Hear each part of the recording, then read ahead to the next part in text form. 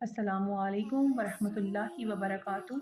अल्लाहुम्मा सल्ली अला सय्यिदिना मुहम्मद व अला आलि सय्यिदिना मुहम्मद सल्लल्लाहु अलैहि वसल्लम।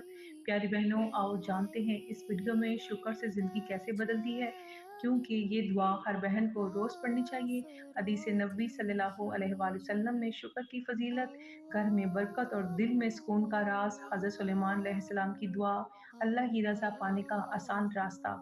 प्यारी बहनों, कभी कभी इंसान जिंदगी की भागदौड़ में इतना उलझ जाता है कि नेमतें नजर आना बंद हो जाती हैं।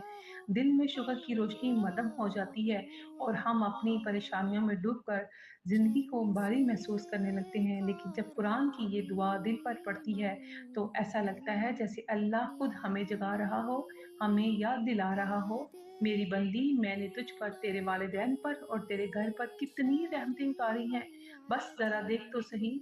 ये दुआ हज़रत सुलेमान अलैहिस्सलाम की है, ऐसे नबी जिन्हें अल्लाह ने बादशाही, इज़्ज़त और मोजज़ात से नवाज़ा।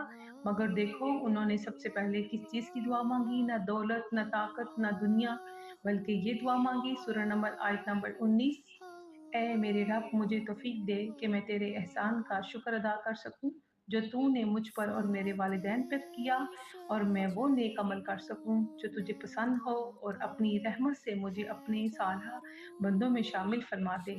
आमीन। प्यारी बहनों, शुक्र वो चिराग है जो दिल के अंदर जलता है, और जो दिल शुक्र करने लगता है अल्लाह उसके रास्ते आसान कर देता है। अल्लाह सुब्हानहू तआला कुरान पाक सूरह इब्राहीम आयत नंबर 7 में फरमाते हैं, अगर तुम शुक्र करोगे तो मैं तुम्हें और ज्यादा दूंगा।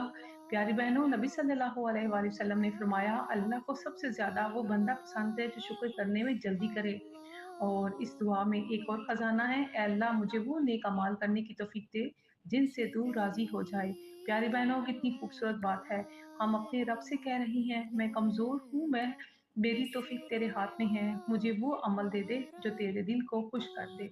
फिर आखिर में अल्लाह से रहमत मांगते हुए कहती हैं, ऐ अल्लाह मुझे अपनी रहमत के साथ अपने नेक बंदों में शामिल कर ले। तो प्यारी बहनों, सोचो अगर अल्लाह हमें अपनी रहमत में ले ले, हमें नेक लोगों में शामिल कर दे, तो दुनिया भी संवर जाएगी और आखिरत भी। प्यारी बहनों, आए आज से एक आदत पक्की कर लें, हर नमाज के बाद चाहे थोड़ी देर के लिए ही सही सुकून से बैठकर ये दुआ पढ़ लें, रब्बी औज़ीनी अन अशकुरा नेमतक अल्लती। इस दुआ को मुकम्मल करें, फिर दिल में कहें, ए अल्लाह मुझे शुक्रगुजार बना, मेरे वालिदैन पर रहम कर, मेरे दिल को नेक बना और मुझे अपनी रहमत से घेर ले।